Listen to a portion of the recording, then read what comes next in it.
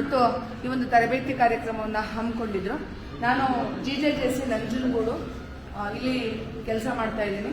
ಇದುವರೆಗೆ ನಮ್ಮ ಶಾಲೆಗೆ ಹೆಚ್ಚಿನ ಮಕ್ಕಳನ್ನ ಕರ್ಕೊಂಡ್ಬಂದಿದ್ದೀವಿ. ಯಾಕಂದ್ರೆ ನಮ್ಮಲ್ಲಿ ಸ್ಟ್ರೆಂತ್ ಜಾಸ್ತಿ ಇದೆ. ಒಟ್ಟು 40 ಮಕ್ಕಳನ್ನ ನಾವು ಬೆಳಗ್ಗೆ ಕರ್ಕೊಂಡ್ಬಂದಿದ್ದೀವಿ. ಮತ್ತೆ ಮಧ್ಯಾಹ್ನ ಕೂಡ 40 ಮಕ್ಕಳು ಬರ್ತಾ ಇದ್ದಾರೆ.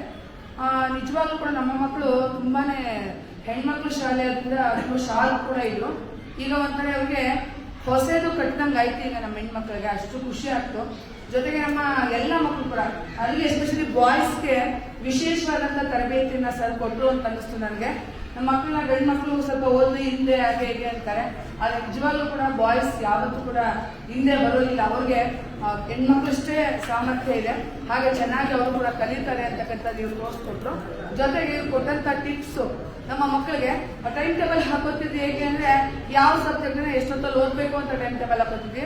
ಅದಂಗೆ ಮೈಂಡ್ಗೆ ಟೈಮ್ ಟೇಬಲ್ ಯಾವ್ದು ಬೇಕು, ನಮ್ಮ ದೇಹಕ್ಕೆ ಯಾವ್ದು ಟೈಮ್ ಟೇಬಲ್ ಬೇಕು. ಟೆಕ್ಸ್ಟ್ ಬುಕ್ ಅಥವಾ ನೋಟ್ ಬುಕ್ ನ ಓದೋದು ಟೈಮ್ ಟೇಬಲ್ ಬೇರೆ, ಆದ್ರೆ ನಮ್ಮ ದೇಹ ಮತ್ತು ಮನಸ್ಸು ಯಾವಾಗ ಸೌಂಡ್ ಆಗಿರುತ್ತೆ, ಸೌಂಡ್ ಮೈಂಡಿನ ಸೌಂಡ್ ಬಾಡಿ ಅಂತ, ಆ ಸೌಂಡ್ ಬಾಡಿ ಮತ್ತು ಸೌಂಡ್ ಮೈಂಡ್ ಅನ್ನ ರಿಫ್ರೆಶ್ಮೆಂಟ್ ಮಾಡಿಕೊಟ್ಟದ್ದು ನನ್ನ ಸರ್ ಅಂತಕ್ಕಂಥದ್ದು ಕೂಡ ಈ ಸಂದರ್ಭದಲ್ಲಿ ಹೇಳ್ತಾ, ಜೊತೆಗೆ ಇಂಥ ಒಂದು ಒಳ್ಳೆಯ ಕೆಲಸವನ್ನ ನಮ್ಮ ಇಲಾಖೆ ಮಾಡಿದೆ.